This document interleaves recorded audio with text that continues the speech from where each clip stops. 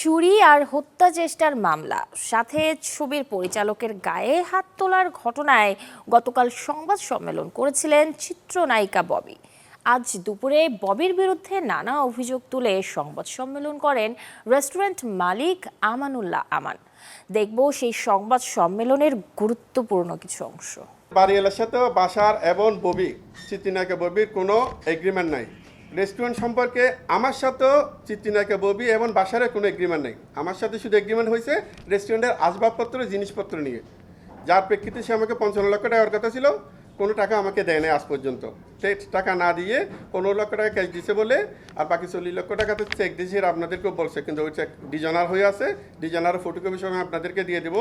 আর 10 লক্ষ টাকা যে ডকুমেন্ট দিছে ওই ডকুমেন্টটাকে আপনাদেরকে দিয়ে দেবো। আপনারা সেটা যাচাই করলে বুঝতে পারবেন সে কি আসলে এটাকে আমাকে টাকা দিয়ে রিসিভিং নাকি তার নিজে বানানো ডকুমেন্ট। আমাকে কোনো টাকা পয়সা দেয় নাই, বিভিন্ন ভয়ভীতি দেখায়।